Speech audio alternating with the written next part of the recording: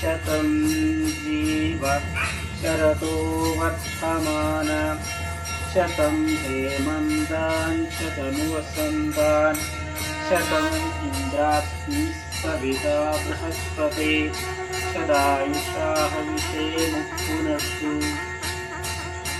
ॐ शतं जीव शरतो वर्धमाना शतं हेमन्तान् शतनुवसन्तान् शतं इन्द्राग्निः सविता बृहस्पते सदायुषा हविषेमुः पुनस्तु।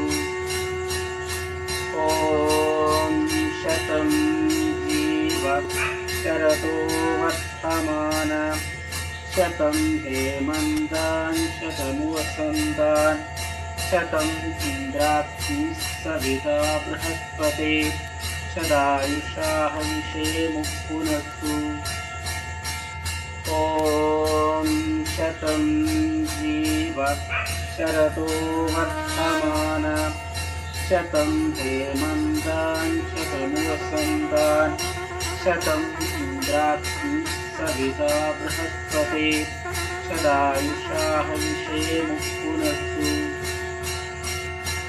ॐ शतं जीव शरतो वर्धमाना शतं हेमन्तान् शतनुवसन्तान् शतं इन्द्राग्निः सविता बृहस्पते सदायुषा हविषेमुः पुनस्तु।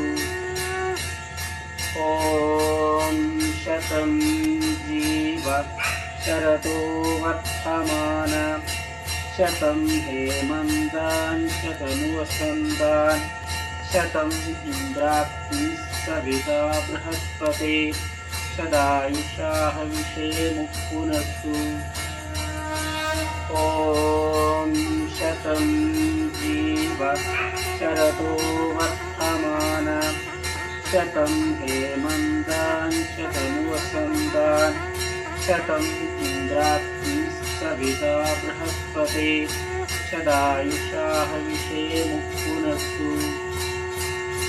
ॐ शतं जीव शरतो वर्धमाना शतं हेमन्तान् शतनुवसन्तान् शतं इन्द्राग्निः सविता बृहस्पते सदायुषा हविषेमुः पुनस्तु।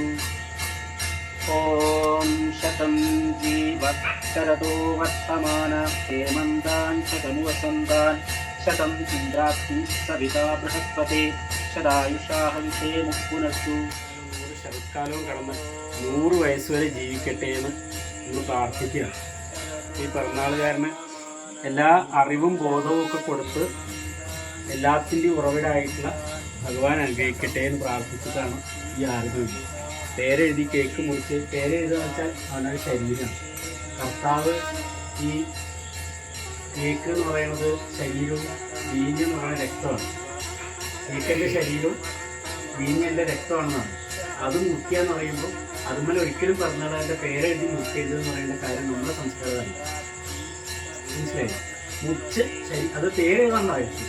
കേക്ക് നമുക്ക് മുറിച്ച് കഴിക്കില്ല. പക്ഷെ നമ്മൾ പേരെഴുതി മുറിക്കുമ്പോൾ ആ പിറന്നാളുകാരനെ മുറിക്കുകയാണ്. അതാണോ നല്ലത്? പ്രാർത്ഥിച്ച് മനസ്സിലായി? അത് 21-ാം തീയതി ഉണ്ടല്ലോ, നമുക്ക് എഴുതാം. അതാണ് അതിൻ്റെ അർത്ഥം. അപ്പം അതൊക്കെ അതുകൊണ്ട് പ്രാർത്ഥിക്കുകയാണ്. അല്ല മനസ്സുകൊണ്ട് ഇനിയിപ്പോൾ അങ്ങനെയൊന്നും ഈ ശ്ലോകം ചൊല്ലിയിട്ടില്ലെങ്കിൽ 100 വയസ്സും അതിന് മേലെയൊക്കെ സ്വാമി നമുക്ക് അനുഗ്രഹത്തോടെ അല്ലേ നമുക്ക് എന്നും തുണയായി ഗുരുവായി അല്ലേ ഭഗവാനെ കാണിച്ചു തരാൻ ആയുരാരോഗ്യ സൗഖ്യത്തോടു കൂടി ആയുരാരോഗ്യ സൗഖ്യത്തോടു കൂടി ആയത്തേത് പ്രാർത്ഥിക്കും. शतं इन्द्राग्निः सविता बृहस्पते सदायुषा हविषेमुः पुनस्तु.